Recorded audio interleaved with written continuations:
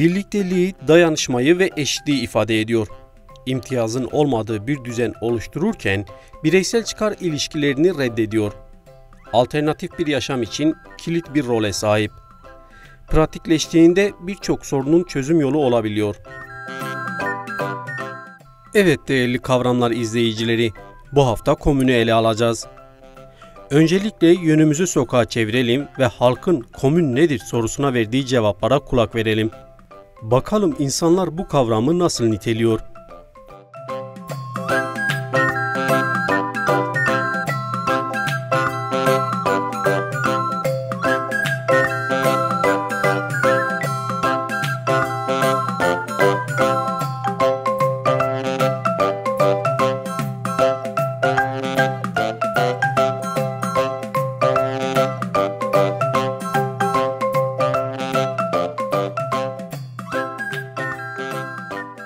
Toplum içindeki birliğin, beraberliğin sembolü olarak ben görüyorum. Bir örnek olarak verirsek de hani cezaevindeki siyasi tutsaklara gelen paralarda olsun normalde ortada buluşuyor. Yani bir kutuda toplanıp hepsine beraber ortak bir şekilde dağıtılıyor zaten. Komün birlikte yaşamak, birlikte üretmek, birlikte tüketmek demektir. Bütün şartların eşit olduğu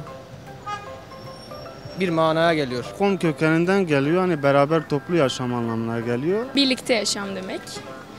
Örnek vermem gerekirse işte 3 ailenin bir tarlada beraber ekip biçip beraber çalışmaları buna örnek olabilir.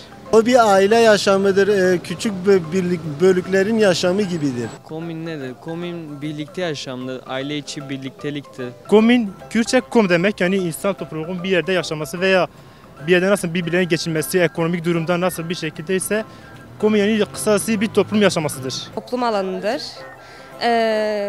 Toplumun kendi içinde üretip tüketme biçimidir. Gerek ev içinde gerekse toplumsal yaşamın tüm alanlarında bir noktada insanların paylaşım içine girmeleridir. Komün toplumun birlikte yaşaması, birlikte üretmesi gibi anlamları var.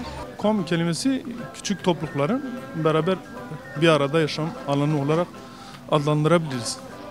Eskiden de kom kelimesini kullandı, hani insanlarımızın da hep kullandığı kom küçük insanların hep beraber toplama anlamında, topluluk anlamındaki bir kavramdır. Eşitlik yani, eşit bir şekilde insanların yaşaması, birlikte olması, böyle bu şekilde. Daha önce hiç duymadım, hiçbir bilgim yok bu konuyla ilgili.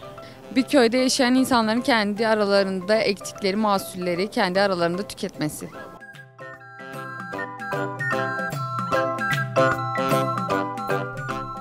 Halkın komün kavramı ile ilgili tanımları böyleydi. İnsanların büyük bölümü bu kavramı birlikte yaşam şeklinde niteledi. Gelen cevaplar arasında eşitlik ve paylaşım da vardı. Şimdi gelin hep birlikte tanım bölümüne geçelim ve komün kavramının temel anlamına bir göz atalım.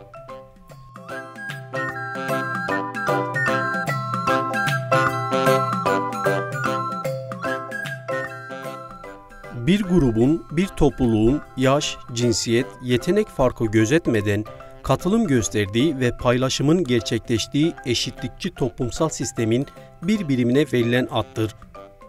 Komün, grup üyelerinin karşılık beklemeden yetenekleriyle yaşama katıldıkları ve ihtiyaçlarını da buradan karşıladıkları insan ve toplum yapısına en uygun sistemdir.